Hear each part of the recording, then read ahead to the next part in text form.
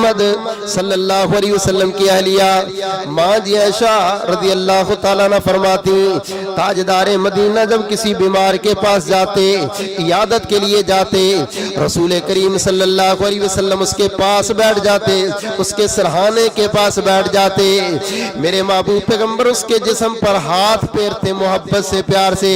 اور فرماتے اذہب البأس رب الناس واشفی انت الشافی لا شفاء الا شفاءک شفاء لا یغادر سقما اللہ اس بندے کو ٹھیک کر دے اللہ اس کی بیماریوں کو دور کر دے اللہ اس کی پریشانیوں کو دور کر دے مالک شفائیں تو ہی دینے والا تیرے علاوہ اور کون شفا دے گا اللہ شفا بھی اس کو ایسی دے دے کہ کبھی یہ بندہ بیمار نہ ہو اللہ اکبر کبیرہ ماں جی فرماتے تاجدار مدینہ آ کے مریض کے پاس بیٹھتے اس کے جسم پر محبت سے ہاتھ پھیرتے اور دعا کرتے اذہب البأس رب الناس واشفی انت الشافی لا شفاء الا شفاءک شفاء لا یغادر سقما اللہ اکبر کبیرہ عبداللہ بن عباس رضی اللہ تعالیٰ عنہ کہتے میں رسول کریم صلی اللہ علیہ وسلم کے ساتھ تھا ہم ایک مریض کی عیادت کے لیے گئے میں نے دیکھا میرے محبوب پیغمبر نے جا کے اس کے سر پہ ہاتھ رکھا اس کے ماتھے پہ ہاتھ رکھا اور فرمانے لگے اسأل اللہ العظیم رب العرش العظیم رب العرش العظیم ان یشفیک تاجدار مدینہ صلی اللہ علیہ وسلم نے اس کے چہرے پر ہاتھ رکھا اس کے ماتھے پہ ہاتھ رکھا اور 7 دفعہ یہ دعا پڑھی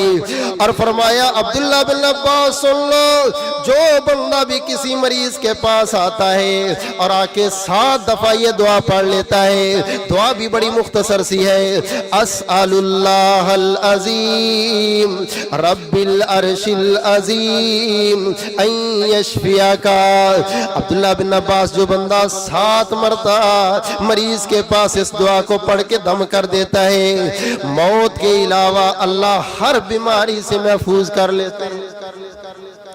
اللہ اکبر کبیرہ تاجدار مدینہ عیادت کے لیے جاتے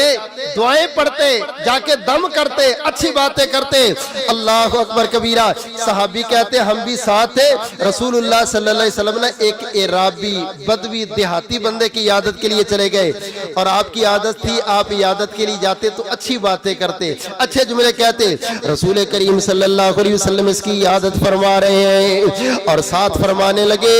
اس بندے کو دیکھ یہ بیچارہ بخار کی وجہ سے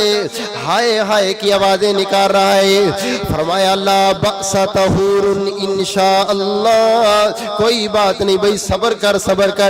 یہ بخار تو تیری بیماری کو بھی ختم کر دے گا اور تیرے گناہوں کو بھی ختم کر دے گا دھو دے گا گناہوں کو اللہ اکبر کبیرہ یہ بیچارہ بوڑھا بندہ تھا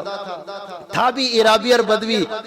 اس کو بخار بھی زیادہ چڑھا ہوا تھا تو غصہ بھی اس کو زیادہ چڑھ گیا کہتا لو جی لو آپ کہہ رہے لا باس طہور انشاءاللہ کوئی بات نہیں ٹھیک ہو جاؤ گے ٹھیک ہونے والی کون سی بات ہے کلا بل ہم کثیر مجھے تو بخار بہت زیادہ چڑھ گیا ہے اتنا بخار ہے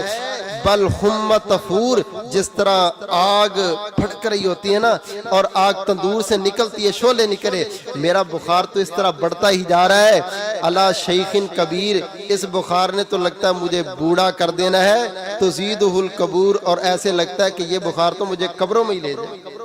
مار کے چھوڑے گا مجھے ایسے نہیں چھوڑتا رسول اللہ صلی اللہ علیہ وسلم اس کو کیا فرما رہے ہیں لا باس طہور انشاءاللہ اللہ ٹھیک کر دے گا ٹھیک ہو جائے گا اور یہ آگے سے کیا کہتا ہے آپ کہہ رہے ٹھیک ہو جائے گا بخار تیز ہوتا جا رہا ہے بوڑھا مجھے کرتا جا رہا ہے اور قبروں میں لے جا کر کے چھوڑے گا رسول اللہ صلی اللہ علیہ وسلم نے سنا فرمایا اچھا فنعم اذن اگر تو ایسے کہتا ہے تو چلو پھر ایسے ہی ہوگا اتنی بات صرف کی اس کو آگے سے یہ نہیں کہا ایسے جملے نہ بولو ایسی باتیں نہ کرو غلط کہہ رہے ہو صحابہ کہتے ہیں محبوب نے ایسے کہہ دیا کہ پھر ایسے کہتا ہے تو ایسے ہی ہوگا ویسے ہی ہوا اگلے دن صبح یہ بابا فوت بیمار بندہ جو ہے نا اس کو چاہیے کہ اپنے اوپر کنٹرول کرے، منہ سے کوئی ایسی باتیں نہ نکالے۔ مریض صبر کرنا چاہیے مرض کے اندر، اور اگر مریض ایسی ویسی باتیں کرے تو اس سے بحث نہیں کرنی۔ تاجدار مدینہ نے اس سے بحث نہیں کی تو ہمیں بھی اس سے بحث نہیں کرنی۔ اگر جاہل اپنی جہالت کی وجہ سے کوئی جملے کہہ رہا ہے تو تمہیں یہ چاہیے تب بھی چپ کر جاؤ، پی جاؤ، اس کو آگے سے جواب نہ دو۔ اس لیے فرمایا نا لکنوا موتاکم لا الہ الا اللہ، جو فوت ہونے لگے نا تو اس کے پاس تم کلمہ پڑھا کرو لا الہ الا اللہ۔ اس کو یہ نہیں کہنا کہ تو پڑھ، بس اس کے پاس پڑھو۔ ایسا نہ ہو بیماری کی وجہ سے، پریشانی کی وجہ سے وہ یہ کہہ دے کہ میں نہیں اس کو مانتا یا میں نہیں پڑھتا، تم اس کے پاس پڑھنا شروع کر دو تاکہ تم سے سن کے اس کی زبان پر بھی یہ کلمہ جاری ہو۔